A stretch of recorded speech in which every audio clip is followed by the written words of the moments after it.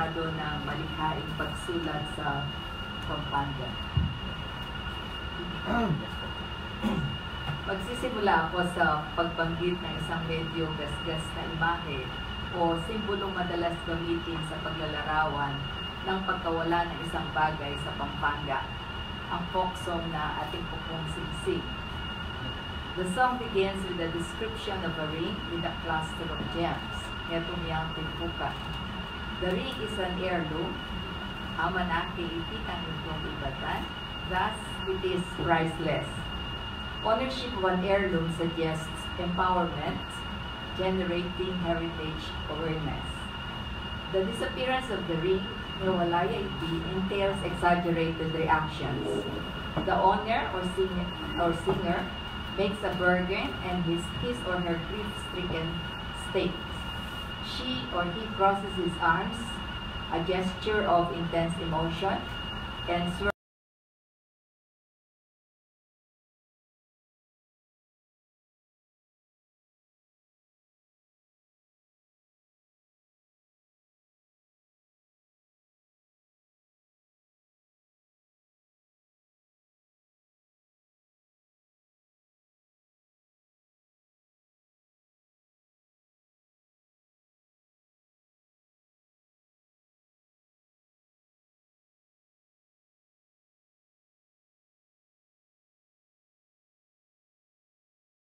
what he values, particularly an heirloom.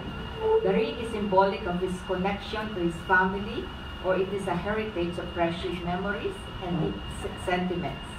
Nothing can be more dreadful than losing what is represented by the ring, whether it is the literal heirloom or the rich Kapampangan heritage, culture, and history, as expressed in the line, "My grief reaches out to the heavens."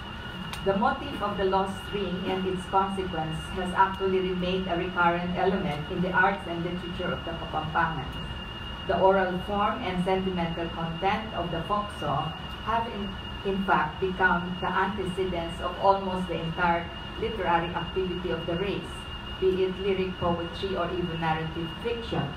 Whether the song is interpreted as a song of love or a song about ordinary village life, the Kapampangan sense and sensibility come into view.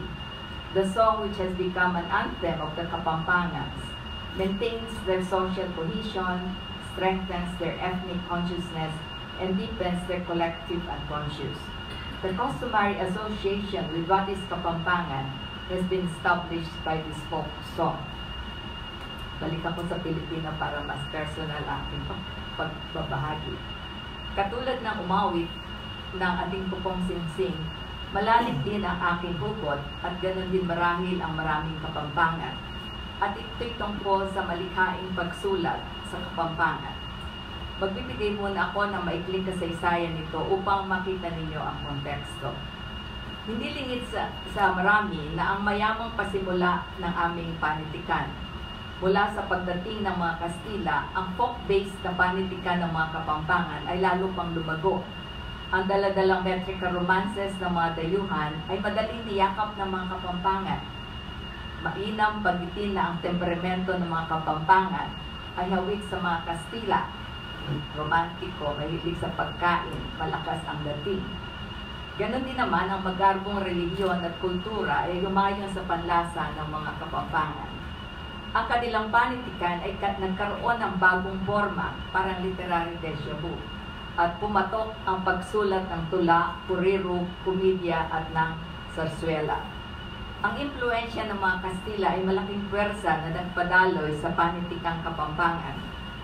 Kapampangan ang unang nagsulat ng sarsuela na gamit ang sariling wika, si Mariano Proceso Pabulan-Biron, na noon pa'y ipinagmalaki na niya ang kanyang wika at sinabing hindi lamang Kastila, kundi Kapampangan man ay maangkupan ng musika. At ang higanting lumitaw sa kasaysayan ng kanilang panitikan ay si Juan Crisostomo Soto. Ang kanyang romantiko at makabayang mga sinulat ay malakas na kumuha ng simpatiya sa kapwa Kapampangan. At mula noon, hindi na napatid ang tradisyong nasimula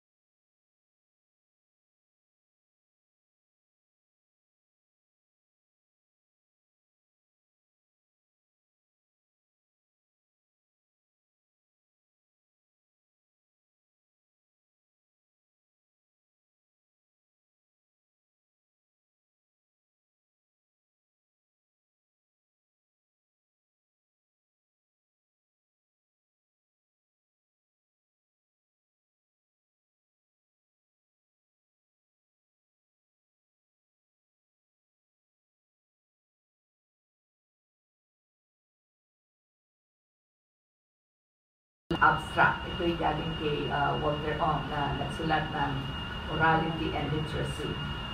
Di matatawaran ang malaking kontribusyon ni Soto at nang ipapa sa kanyang kapanahunan sa panitikang Kapampangan.